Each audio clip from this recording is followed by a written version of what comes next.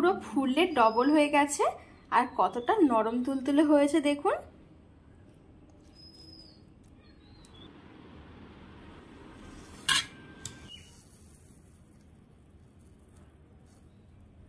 নমস্কার বন্ধুরা, প্রতিদিনের মতো আরো একটা দারুণ রেসিপি নিয়ে হাজির হয়ে গেছি। আজকে আমি আপনাদেরকে ঘরে থাকা মাত্র 1 কাপ গমের আটা দিয়ে ভীষণ মজার একটা কালোজাম মিষ্টি বানিয়ে দেখাবো। আর এই মিষ্টিগুলো কিন্তু খাওয়ার সময় কোনোভাবে বুঝতে পারবেন না যে এগুলো আটা দিয়ে তৈরি করা হয়েছে। খেতে কিন্তু অসম্ভব মজার হয়। হাতের কাছে সামান্য কয়েকটা উপকরণ থাকলে কিন্তু আপনারা এরকম পুরো দোকানের মতন কালোজাম মিষ্টি তৈরি করে নিতে পারবেন। আর বানানো কিন্তু খুবই সহজ, খুব বেশি একটা কিন্তু সময়ও লাগবে না। তো চলুন আমি খুব সহজ পদ্ধতিতে এই মিষ্টিটা বানিয়ে দেখাবো। আশা করছি আপনাদের অনেক পছন্দ হবে। তো বন্ধুরা, পুরো ভিডিওটা না টেনে শেষ পর্যন্ত দেখার অনুরোধ রইল। সবার প্রথমে আমি এখানে মেজারমেন্ট কাপের 1 কাপ মতন আটা নিয়েছি। যদি মেজারমেন্ট কাপ না থাকে যে কোনো একটা বাটি মেপে কিন্তু নিতে হবে। সবকিছু মাপ মতন নিলেই কিন্তু মিষ্টিগুলো একেবারে পারফেক্ট হবে।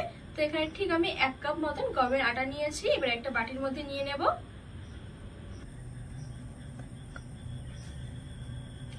এবারে গমের আটার মধ্যে দিয়ে দেব আমি ঠিক 1 কাপ মতন গুঁড়ো দুধ। আর এই গুঁড়ো দুধটা দিলে কিন্তু মিষ্টিগুলোর টেস্ট কিন্তু অসাধারণ হবে, একেবারে দোকানের মতন। আর আমি এখানে নিয়েছি 1 চামচের 4 ভাগের 1 ভাগ মতন বেকিং সোডা। আর ঠিক ততটা দিয়ে দিচ্ছি বেকিং পাউডার। আর এখানে আমি নিয়েছি একদমই সামান্য একটুখানি রেড কালার। এটা কিন্তু অপশনাল, না চাইলে কিন্তু নাও দেওয়া যাবে। আর দোকানে যেরকম কালোজাম মিষ্টিগুলো হয় মাঝখানে কিন্তু খুব সুন্দর একটা রেড কালার থাকে, তো সেই রেড কালারটা আনার জন্য আমি এখানে এই কালারটা ইউজ করেছি। তো এবার আমি সবকিছু ভালো করে একটু মিশিয়ে নেব। তো এখানে আমি শুকনো জিনিসগুলো একটু ভালো করে মিশিয়ে নিয়েছি। এবার এখানে অল্প অল্প করে জল দিয়ে একটা ডো বানিয়ে নেব।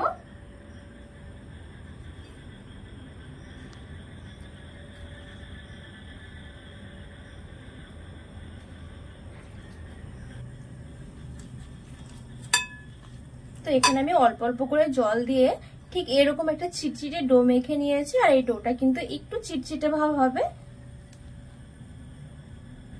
এখন কিন্তু এই ডোটা একটু চিটচিটে ভাব আছে, তো কিছুক্ষণ পর কিন্তু আবার খুব সুন্দরভাবে সেট হয়ে যাবে। তো এবার আমি এই ডোটা ঢাকা চাপা দিয়ে ঠিক 4 থেকে 5 মিনিটের মতো একটু ঢেকে রেখে দেব। এখানে মোটামুটি 5 মিনিটের মতন হয়ে গেছে। এবার আমি হাতের মধ্যে অল্প অল্প করে একটুখানি ঘি লাগিয়ে নেব। দু হাতে ভালো করে ঘিটা মেখে নিচ্ছি। এবার এখান থেকে অল্প অল্প করে নিয়ে মিষ্টিগুলো তৈরি করে নেব। আর দেখুন বন্ধুরা, এখন কিন্তু খুব সুন্দরভাবে সেট হয়ে গেছে। সবার প্রথমে দু হাতে নিয়ে একটু গোল করে নেব।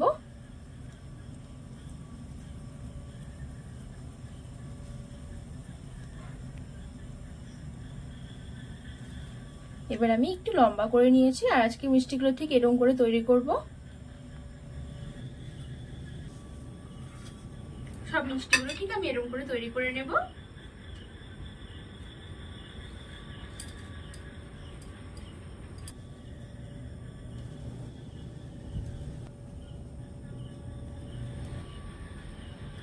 তো বন্ধুরা, এখানে আমার সবগুলো মিষ্টি খুব সুন্দরভাবে তৈরি করা হয়ে গেছে। এবার চলুন আমি এই মিষ্টিগুলো ভেজে নেব।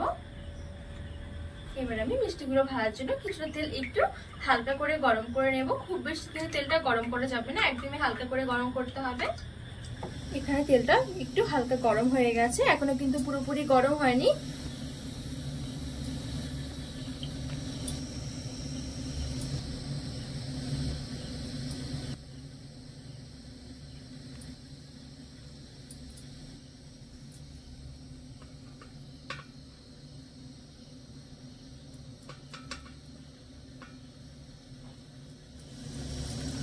তো এখানে দেখুন কিছুক্ষণের মধ্যেই কিন্তু খুব সুন্দরভাবে উপরের দিকে ভেসে উঠেছে। এবার আমি গ্যাসের আঁচটা বাড়িয়ে একটু লাল কালার করে ভেজে নেব।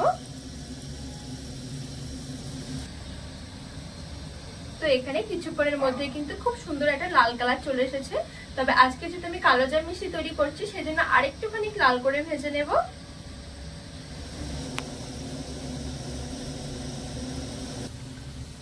তো বন্ধুরা, এখানে দেখুন খুব সুন্দর কিন্তু মিষ্টিগুলোর একটা কালার চলে এসেছে।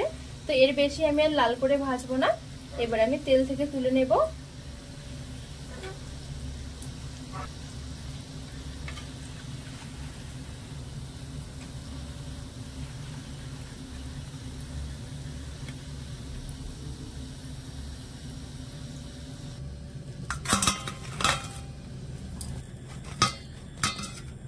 আমি কড়াই বসিয়ে তৈরি করে নেবো চিনি শিরা।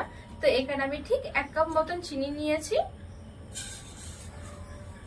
সাথে আমি 2টো এলাচ একটু ফাটিয়ে দিয়ে দিলাম। আর আমি এখানে দিয়ে দেবো জল। আর আমি এখানে 1 কাপ চিনির জন্য নিয়েছি 1.5 কাপ মতন জল। এবার চিনিটা নেড়ে ছেড়ে একটু ভালো করে গলিয়ে নেব।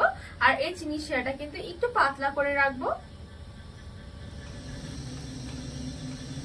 এখন কিন্তু চিনিগুলো আমার খুব ভালোভাবে গলে গেছে। তো এর বেশি কিন্তু আমি আর ঘন করবো না, একটু পাতলা রাখবো চিনি শিরাগুলো। তো এবার যে আমি এদিকে মিষ্টিগুলো ভেজে রেখেছিলাম, এবার এই মিষ্টিগুলো চিনি শিরার মধ্যে দিয়ে দেবো গরম গরম। ভালো করে একটু মিশিয়ে নেব।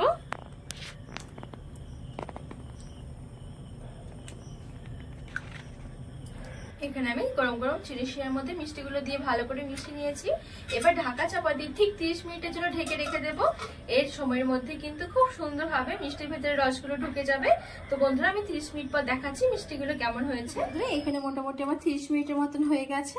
আর এই দেখুন 30 মিনিটের মধ্যে কত সুন্দর লাগছে কালোজাম মিষ্টিগুলো, পুরো ফুলে ডবল হয়ে গেছে। আর কতটা নরম তুলতুলে হয়েছে দেখুন।